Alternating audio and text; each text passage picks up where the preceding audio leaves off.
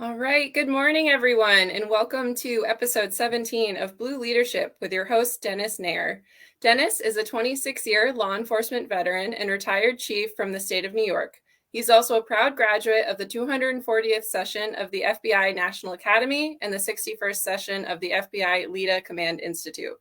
The Blue Leadership Podcast is brought to you by the nationally ranked Master of Science in Law Enforcement and Public Safety Leadership Program at the University of San Diego. You can learn more about the LEPSL program at criminaljustice.sandiego.edu.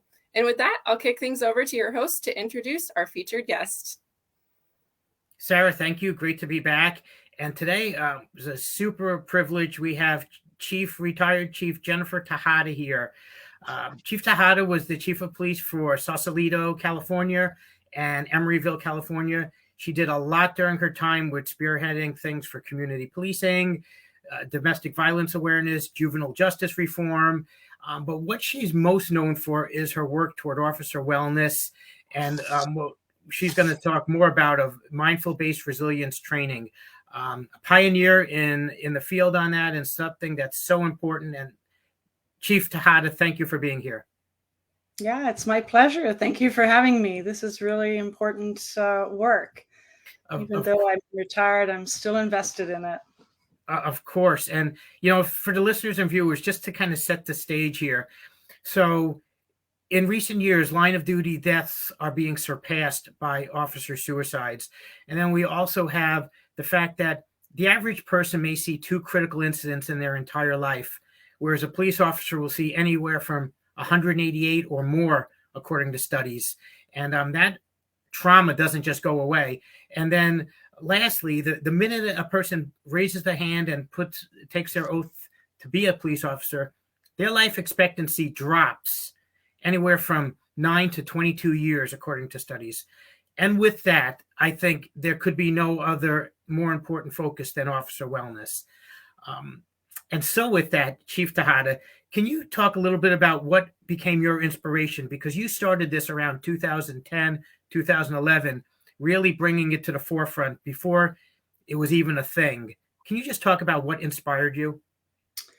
Well, I was inspired by my own inability to cope with the stresses of my job. And I had really become what many officers become, and that is, cynical, depressed, just feeling unfulfilled, just full of dread of going to work every day, and then just feeling the isolation that comes with that. So my journey started with recognizing that I was in that rut, and the real trigger was my son saying to me one day, when you come home, can you be mom and not be a chief? And that was just, he's one of these kids who's very in tune with other people's emotions. He can read people, and it just, that is what really spoke to me as I've got something, I've got to figure this out. What is happening? And I sought out the employee assistance program. I sought help through that. So that opened a can of worms in that I learned that most employee assistance programs are woefully under-resourced to provide the care and the therapy that first responders need, because we need trauma-informed therapy. And that's not available in most employee assistance programs. And once I started learning what I needed, I couldn't find it in the EAP program. And so I did find some through my own means, paying for it myself, which is another issue. We shouldn't have to do that. But I did find some help with a psychiatrist. And when I started peeling back the layers, that alone wasn't enough. And I just by chance was looking for something else. And I came across mindfulness. And I started practicing, and the practice was very slow at first, but there was a quietness that it brought to my mind. And that was what kept me going, was this, there's something here. And then one thing led to another, and I connected with people who were having the same experience or the same yearn for making things better for everybody, that nobody should have to go through what I did. And it really just, I was on the brink of suicide, and that's a horrible place to be. And it is primarily because I wasn't resourced when I started this profession in how to do self-care. And what you're doing is amazing, because there's so many people that are experiencing the same things you experienced. And this profession has always had a culture of you suck it up, you bury your emotions, you go out for a drink with your friends after work and it's all better. And we all know that doesn't work, and that cumulative stresses and traumas do not go away if they're not properly processed. And then we also know the stigma, and when we're looking at it, we know that officers don't want to feel that they're different or that they need help. But the truth is, we hire good people to be police officers. And if a person is a good person, how can they not be affected by seeing what they see every day? And there's no way of unseeing that unless it's properly processed. And that's why I think what you're doing to break down those barriers of stigma and sharing your story and bringing in something such as mindfulness is huge. I can't even speak enough of how important it is. Yeah, it is extremely important. And one of the questions that you had presented when we were in the planning phase of this was, how did I deal with the skepticism around this? And it's not so much the skepticism, because a skeptic is open to being persuaded. It is the cynicism that creeps into us in this profession that creates that closed door, that lack of ability to be vulnerable, the lack of awareness of what's happening, that loneliness, that if I expose myself, then I am not what I'm supposed to be. And there are studies that show officers journey to cynicism in that first 5 years of their profession. They're learning the job, they're still excited, they still feel like they're making a difference, they're learning, it's exciting, but the next 5 years is where the lack of self-care and the lack of ability to awareness to see what is happening, that second 5-year period is where the cynicism is thought to creep in. And the cynicism then shuts us off from the real world. We become isolated. We don't trust people. We don't trust the world. We see the negative stories in our mind. We believe, we become engaged in them. And we expect the worst to happen. So we live in this state when we become the cynic in this profession. We live in this state of distrust, unhappiness, closing off emotions, stuffing emotions, not responding appropriately to the things that happen. So, we go to a dead body call, or we go to, the horrible things that we have to respond to, and we make a joke, and we're like, nothing, that was, not a big deal. When in fact, like you said, good people enter this profession. And at the end of the day, we're all human. So these things do affect us. And this bravado that we're not affected by the job, and, that is a killer. Yeah. And, I should have mentioned one of the things your initiative was the human behind the badge. And you just alluded to that. And that's so important, because the skills that keep police officers safe and tactical may be good for the job, but it's not good for the rest of their life.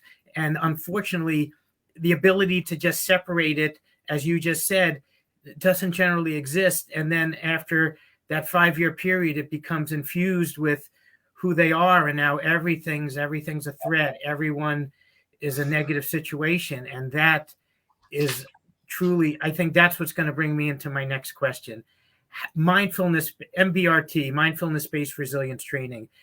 Back in the day, there were people like John Kabat-Zinn who wrote about it and brought it to the forefront, but it never made it into the law enforcement realm. How can you explain, so it makes sense for the listeners and viewers, how it equates to overall health, that stillness and that focusing on the present versus what happened yesterday or a year ago or what's going to happen tomorrow? So mindfulness is really about being aware, and the resiliency part speaks to the outcome of the mindfulness practice. Makes us more resilient, makes us more whole and able to continue to experience life's ups and downs in a healthy way. And so what mindfulness does is it really helps us be in the moment. And so one of the basic practices is breath work. And I often find that when I'm in a situation where I feel like my mind is racing, I've got to be somewhere, and my mind is already there where I'm going, and I'm thinking, I'm going to be late, this is going to happen, that's going to happen, the world is falling apart, 3 deep breaths, and I have stopped that negative line of thinking. And so it's an ability to just be in the present and be with who you are, what's happening right then, and just let your breathing calm your body and your mind so that then you have clarity, right? Because especially for officers, when we are responding to critical incidents or even making, a traffic stop, which can be extremely dangerous, if we take, so when we're operating from fear of, oh, what's happening next, what's going to come next, we've engaged the amygdala, right? The center of the fight, flight, or freeze. And so when we are operating from that physiological condition, our stress is high, we have tunnel vision, we don't have awareness of anything else around us. And to disengage the amygdala, it is important when we're in stressful situations as officers to be focused, to be able to see our target, to see what it is we're handling. But also it's important to disengage the amygdala and engage the prefrontal cortex where our executive functioning is, and then we can make sense of what's happening around us. Yeah, I love that you can break down all that science, and if people don't remember the amygdala versus the prefrontal cortex, they can at least know, focus on your breathing so that you're operating with a reaction that's appropriate versus a fear or other emotion. Right. And what science has shown us is that in an officer's day-to-day experience, there's this, constant drip of stress sometimes, and a lot of times it's the internal stress. It's the administration, what are they going to say about what I did? And I'm going to be, the subject of the Monday morning quarterbacking. I'm going to be, I didn't do my job well. I'm going to be held accountable. And the stories, are endless. But what happens is when we have these critical incidents or incidents that put us in that fight or flight mode, we're not resourced to come out of it. So what happens is we end up going from, I don't know if you can see my hand, here where we're regulated and we're breathing normally, to up here. Now we're in the amygdala engagement phase, and we end up staying up there. So our breathing brings us back down. And it also does a really important thing. When we disengage that fight or flight physiological state, we are reducing the release of cortisol, which is created when we're under stress. And if you live your life in up here, where you're constantly producing cortisol because you're in that fight or flight mode, now you're going to have a health issue. You're going to have some of those health conditions that are so prevalent in our profession, and primarily heart issues. Cardiovascular disease is one of the most prevalent diseases in our profession. So there's another reason outside of how we do our job and how we show up every day at our job. It is for our long-term health. It's important to know that when we live in that constant state of cynicism and agitation, that the long-term consequences we see in the statistics that tell us you're not going to live very long. And wouldn't it be great if we could all do this wonderful job of policing, this great public service, and then live another life afterwards to enjoy the rewards of retirement? And that really is what we should be focused on. So well said. And everyone is looking for that moment where they can enjoy that freedom, and then to know that because of the stresses, the cumulative stresses and the unprocessed traumas, that their life expectancy without doing something such as MBRT is so much less. And if we look at it, when you just mentioned bringing themselves back to a homeostasis and a state that they can properly react, most agencies, they're understaffed, so officers are going from call to call. So they may go to a traumatic scene, something violent toward a child, and then now they have to go to maybe a traffic accident, and then maybe a domestic incident, and then get their lunch, and then so forth throughout the day, and then go home and be normal. And without trying to infuse what you bring forth, it's just not going to happen on its own. Exactly. And I think, for leadership in departments, this is a no-cost item. It really is. Learning how to introduce a breathing exercise into your day-to-day activity is a no-cost item. And so, yes, we can, engage in the services of industry specialists who can come in and teach mindfulness-based resiliency. But there are ways to introduce this kind of way of being at work that are no cost. And so I think it's incumbent upon our leadership to really, invest in the health of our officers, because at the end of the day, there's a human behind that badge. There is a human who was whole when he or she came into the job. And our goal should be that they are whole when they leave. And I remember actually earlier on in my career when I was a sergeant, and there was a dinosaur sergeant in the group of sergeants, and he was great.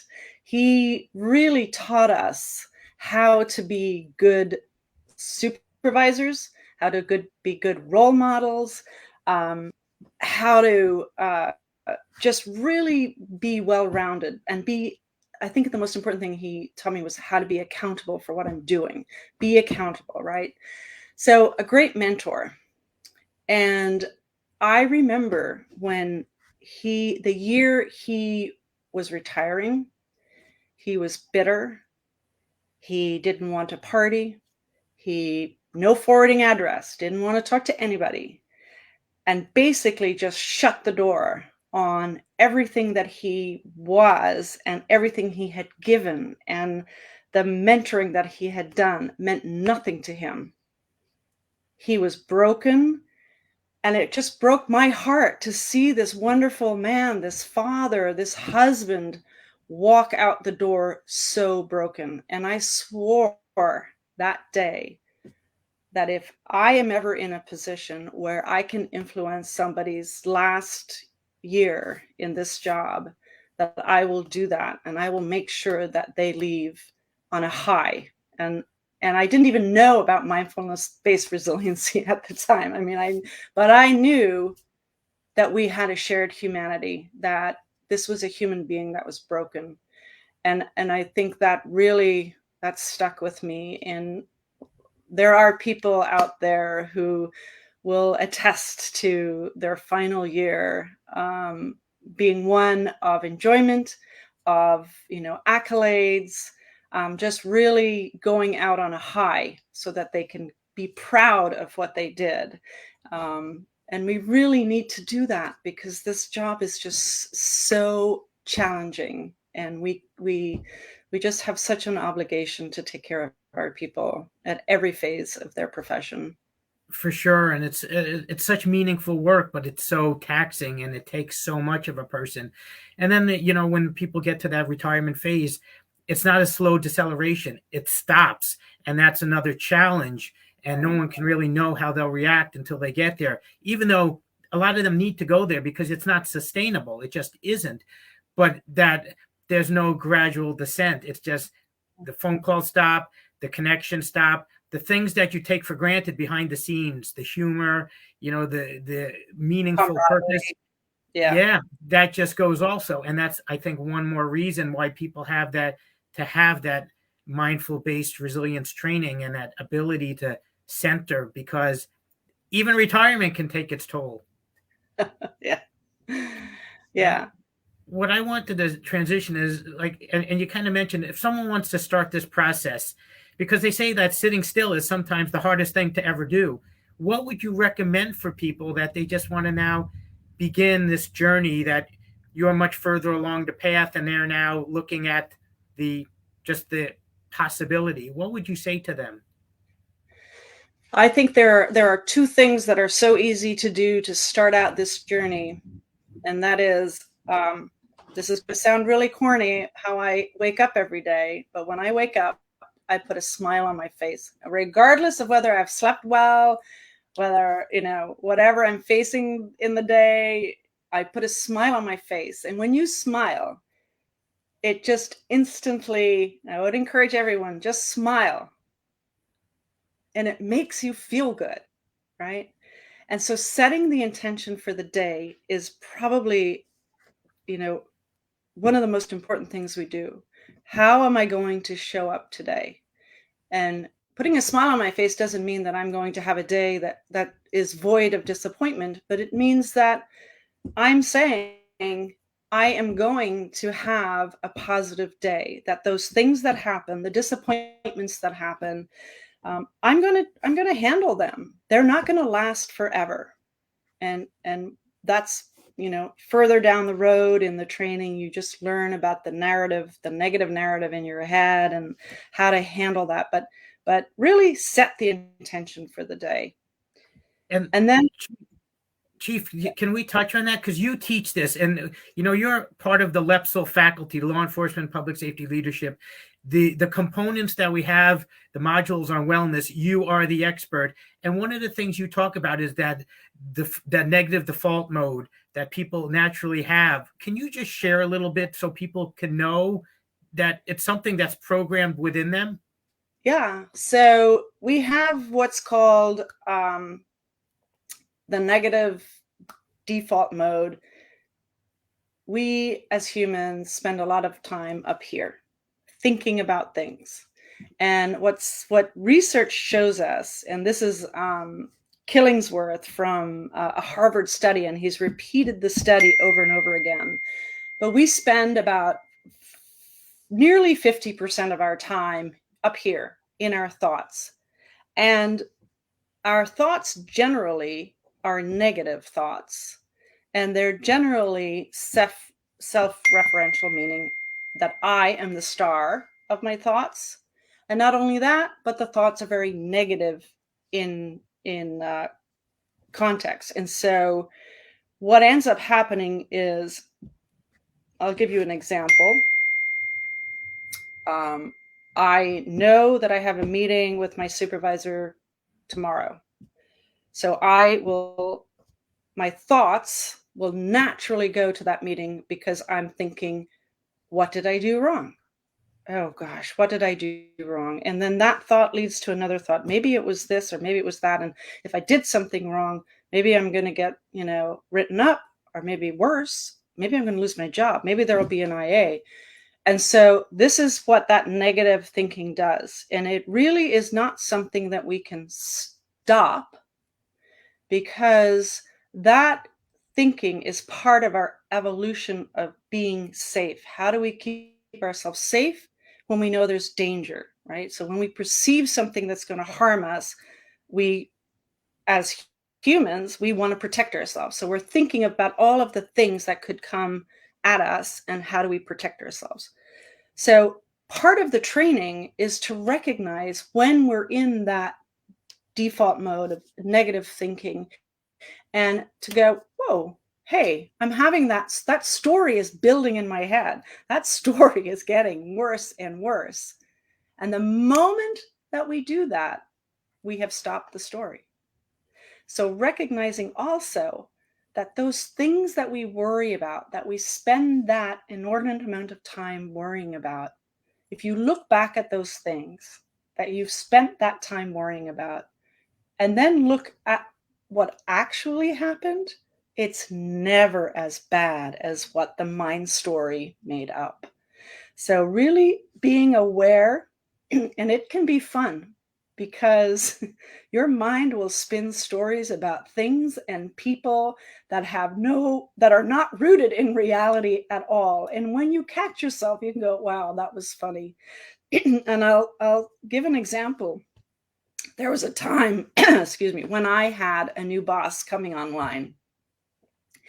And I had gotten phone calls to tell me that this boss was a tyrant and that this boss was, going to usually fired the department heads when she came to an agency. And I was getting phone calls from people, you better watch your back, blah, blah, blah. And so I started stressing over this. And I had, and I was actually going through a program at the time, and a mindfulness resiliency program. And I shared that, this is the narrative that's in my head. I'm going to get fired as soon as this woman, because she is blah, blah, blah, blah. And then another person stopped me and said, well, how's that crystal ball working for you? I'd love one of those because you're able to read into the future. And, oh, by the way, you formed a relationship with this woman and you haven't even met her. So that just illustrates the absurdity of what our minds can do to us and where they can take us in this journey, of life that is not based in reality. So that's amazing. And you just gave the statistic that 50% of our times are in our heads. And what the experts say is that, most times when people have depression, they're focused on the past. When they have anxiety, they're focused on the future. And if that's 50% of someone's existence, it's tough to stay healthy and well if that's how you're functioning. It is. And, I would say, bringing it back to the officer and the daily routines, that when you're going to a call, just, take 3 deep breaths, 3 belly breaths, and just let that happen, just deep breaths, and then go back to your normal breathing. Because what you've done with those deep breaths is you've interrupted that, stress-inducing physiological reaction to what you're doing. And I had an officer in Emeryville who was very open to this kind of training. And he stopped me in the parking lot one day and he said, Chief, I have something I want to share with you. And he said, what he's been able to do is, before, because we are taught the what if game. What if I get to this call and somebody has a gun? What am I going to do? At least in my training, I was. What if this 911 call from the bank that we know they're always triggering the alarm, there's actually going to be somebody there. And those are important thoughts to have, to be prepared.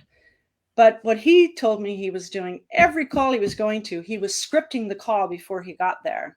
And that he wasn't always showing up in the way he wanted to show up because he'd already scripted the call. So he already was reacting to the person or persons the way the script had told him to be. And he was so excited this day that he said, I went to the call and I didn't script it. I just did some breathing and I was open to what I was going to see. So for him, he was much more alert as an officer to what he was arriving to versus the narrow story that his mind had scripted for him. And he was so excited. It was a whole new experience for him. But that's what it does, right? Yeah. It takes you from this very narrow mind story to, whoa, okay, what else is happening? Yeah, and one of the things I heard that really sums up law enforcement is that we deal in possibility, not probability. So even if the probability is extremely low, but there's a 1 in 1,000 chance it could happen, that's where the brain goes. And what Yeah. you teach stops that. And I can't recall if it was you, but in the last module that I was teaching, there was an example of, and it may have been that officer who basically it stopped him from maybe being involved in an officer-involved shooting because of slowing that down. And what if people really need to put a face to the value of this, I think if it makes the difference of an OIS or not, then everyone should be investing in it. Yes. And I think bringing it back to the human behind the badge, what this profession does to us is because of how we train, because of the experiences that we've had on a daily basis that we haven't been resourced to mitigate, we end up not just being cynics ourselves and closing ourselves off, but we end up seeing the world through this fuzzy lens that doesn't allow us to see the humanity in others. And when we can view the world through the lens of our shared humanity, then we have possibilities of transparency and communication. We have possibilities of peaceful resolution of conflict. We really have a more effective way of communicating and interpreting the world around us. Yeah, what a powerful statement. And a book I recently read, it was called Invisible Storm. It's by a gentleman by the name of Jason Kander, and it talked about PTSD and his effects from his time in the combat zone. And one of the things that it struck me that he said in the book that he was taught when he went to seek help because it really was negatively affecting his entire life was that either you deal with your trauma or your trauma will deal with you. That is so true. That is a big red flag and a big warning statement. If you don't deal with the trauma will definitely get you in the end. It'll be the winner. So correct. And what I'd like to ask, I know our time is winding down, and usually I ask a question from leaders like yourself of how you can recommend someone to ascend the career ladder, but I want to make a little twist on it for this podcast.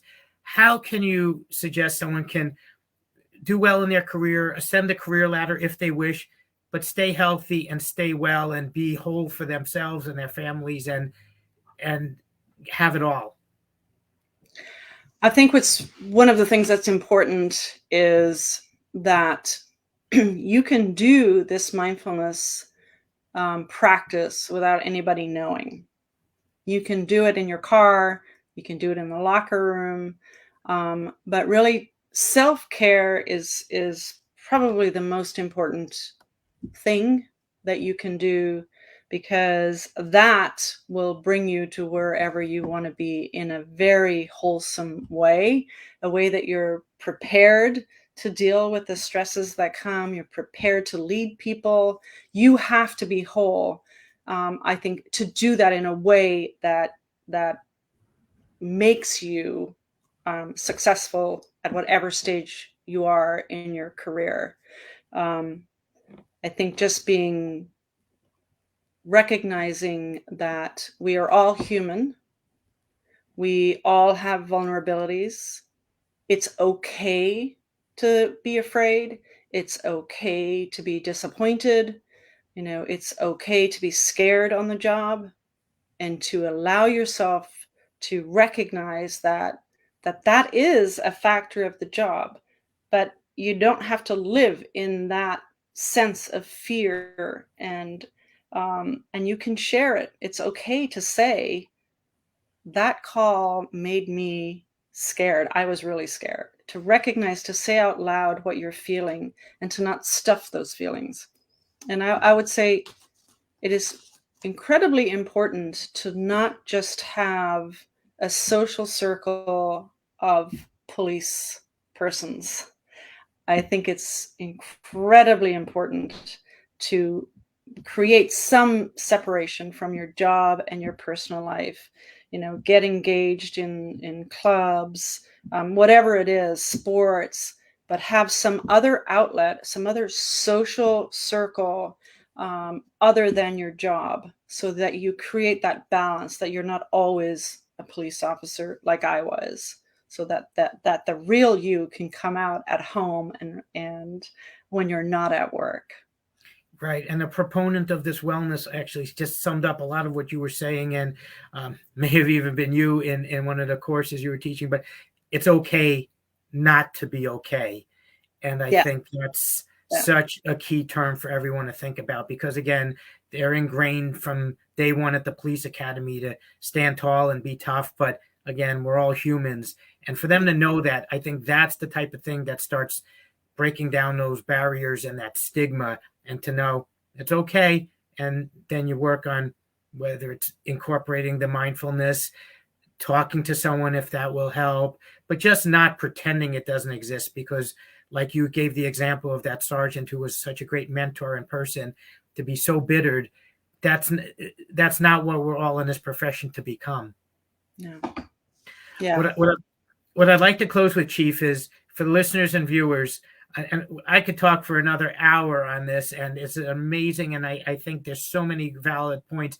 I'd like to ask experts like yourself, a podcast or a book, or a couple of them, what would you recommend for those listening and watching today? So I brought a book just because it is, and you can see I'm there. The Fearless Heart by Thupten Jinpa. And it is how the courage to be compassionate can transform our lives. This book is, Thupten was the translator for the Dalai Lama for a couple of decades. He is associated with the Stanford Institute on Compassion and Mindfulness. And just a wonderful man. I had an opportunity to work with him on creating a compassion cultivation course for law enforcement. But the book really takes you on the journey. And I still refer to it. I still go back and read it, because if you're new to this, really where we need to start, and this is really important, and I know we're short on time, but yeah, we could talk about this forever. Self-compassion is incredibly important to our whole health. And what I mean by that is, an example is that we tend to beat ourselves up for things that happened to us, around us. It's my fault. I shouldn't have done that, blah, blah, blah. And whereas if that was a friend, if we were talking to a friend and a friend came to us and said, I think I really screwed up today, I'm just not feeling it. And, we would say things like, well, it's going to get better. And, it's really not that bad. And, you're a really cool person. I really love you. Or, you're just one of the most interesting people I know. Whatever it is that you would say to a friend who's having a moment. When we learn to say that to ourselves, it's powerful. It really is powerful, because we end up just not beating ourselves up for things that are just normal and happen every day. And we end up, with that negative narrative. But when we say to ourselves, you're okay, you're a good person, the things that we would say to our friends to to build them up. If we can say that to ourselves, and then we end up thinking about, okay, we can say that to others. And this self-compassion, this compassion training ends up, really kind of rippling out in the waters of our life, and really creates a better world. So that book is, where it's on the screen, really is about this journey of how to build self-compassion and then how to build that out into our world. So that's what I would recommend.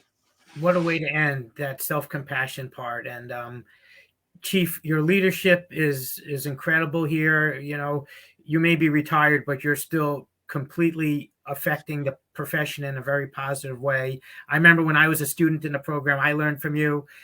It's great being a colleague. It's great having you here. I know for a fact that people will take a few things out of this podcast.